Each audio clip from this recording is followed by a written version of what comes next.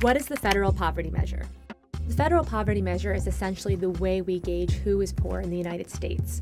Currently, for a family of four, it's about $22,000 a year. The way that works is back in the 1960s, when the war on poverty was going on, Molly Orshansky, an analyst at the Social Security Administration, constructed the federal poverty measure by taking the emergency food basket and multiplying it by 3, because at that time food cost 1/3 of the average family's budget. Since that time, we've indexed it to inflation, and that number today, about $22,000 for a family of four, is our federal poverty measure. What is wrong with how we measure poverty? Well, the current measure is deeply flawed for a few reasons. Number one, it's much too low.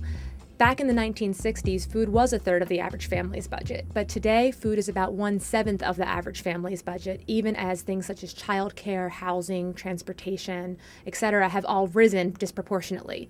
And so what happened is, back in the 1960s, a family at the poverty level was earning about 50% of the median income. Today, they're earning about 28% of the median income. So what that means is that families who are poor are more and more out of the mainstream. That's one thing. The second thing is that there's no geographic adjustment. A family is considered poor the same amount of money if they're living in Manhattan or if they're living in rural Mississippi. It doesn't matter.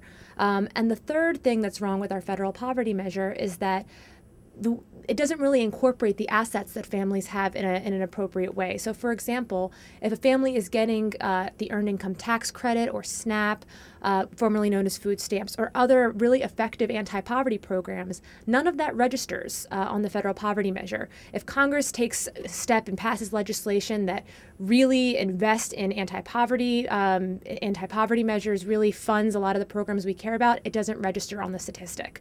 And so families that are benefiting from these programs are not seen any differently than families who aren't, which is a big problem. How can we fix it?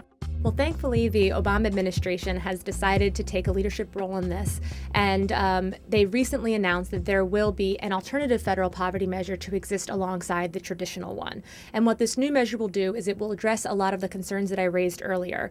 It's going to incorporate some of the public benefits, including food stamps and the Earned Income Tax Credit, school lunch program, etc., so that we can actually see the poverty reduction impact of those very effective programs. I think one of the greatest myths is that, poverty is intractable, the poor will always be among us, we can't solve this problem. But in reality, if we can see the impact of those programs, we can see where they make a difference.